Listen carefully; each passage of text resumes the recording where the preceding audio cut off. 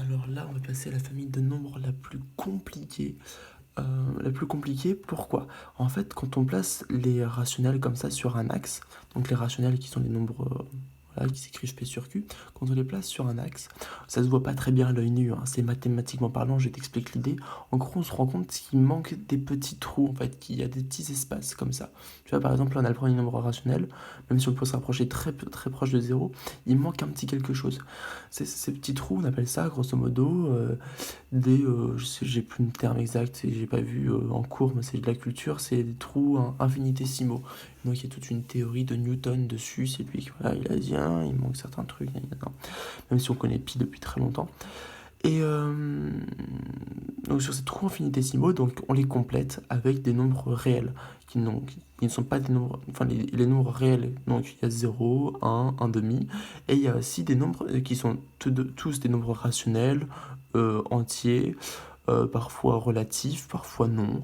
Donc il y a tout ça. Mais il y a aussi des petits trucs en plus qu'on n'a pas avec des fractions qui sont pi, racine de 2, racine de 3, racine de 4 ça vaut 2 donc c'en est un mais c'est pas irrationnel. Voilà. Et donc c'est pour ça.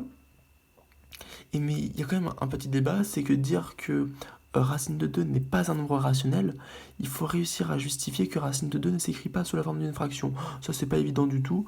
On pourra l'expliquer si tu veux aller un peu plus loin, mais c'est bien de se dire ah ouais, mais c'est pas évident. Bref.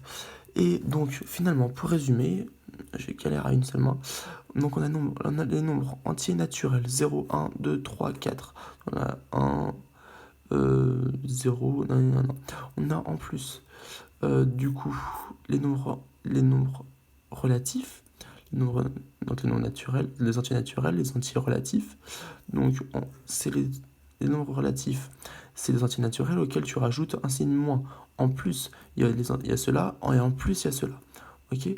On en rajoute encore en plus, on obtient sur les nombres décimaux, on tombe donc sur 1,5, qu'on rajoute en plus. J'ai fait un peu grand là. Oui, je vais réussir. Ok. Donc là, ça va être les décimaux.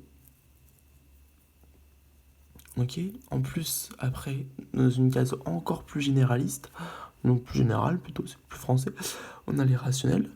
Donc dedans, on a un tiers. Ok. Un tiers qui est rationnel et qui n'est pas décimal. Mais 1,5, moins 1, 0 et 1 sont bien des rationnels. D'où l'inclusion, où là j'ai glissé. Et après, encore plus grand, on a les nombres réels. Donc les nombres réels, c'est tout ça, sauf qu'on rajoute par-dessus, dans ce gros sac-là, racine de 2, pi, etc. Et voilà. Après, ouais, non, j'en parlerai dans une autre vidéo. Et voilà. Et ça justifie, en fait, la forme du diagramme se justifie par la construction des différents ensembles de nombres. Ok.